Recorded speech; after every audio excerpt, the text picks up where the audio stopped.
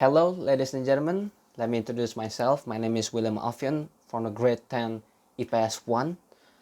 And in this video, I want to deliver some manuscript speech, and it's called The Danger of Single Story by Chimamanda Ngozi Adichie. So let's get started. I'm a storyteller, and I would like to tell you a few personal stories about what I like to call the danger of the single stories. I grew up on a university campus in eastern Nigeria. My mother says that I started reading at the age of 2, although I think 4 is probably close to the truth. So I was an early reader, and what I read were British and American children's books. Now, despite the fact that I live in Nigeria, I had never been outside Nigeria.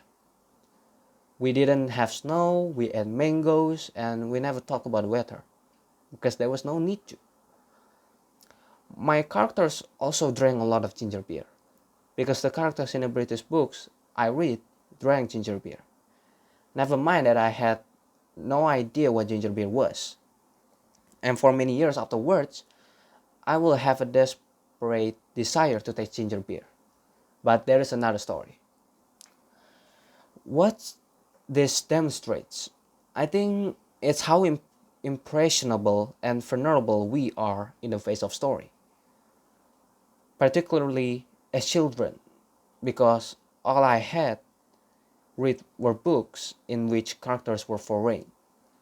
I had become convinced that books by their very nature had to have foreigners in them and had to be about things with which I could not personally identify.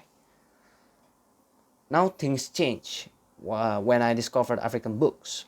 There weren't many of them available, and they weren't quite as easy to find as the foreign books. But because of writers like Chinua Achebe and Kamara Lay, I went through a mental shift in my perception of literature.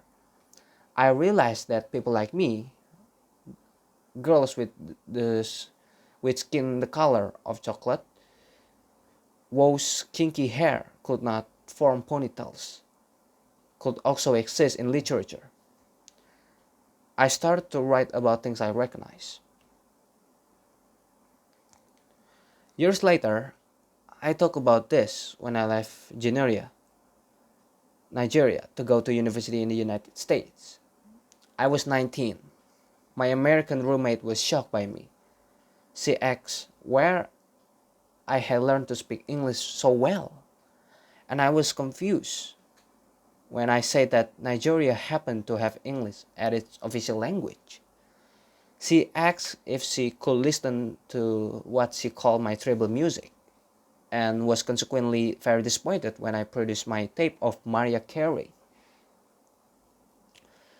Uh, she assumed that I did not know how to use a stove.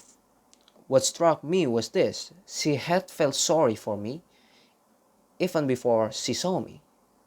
My roommate had a single story of Africa, a single story of catastrophe.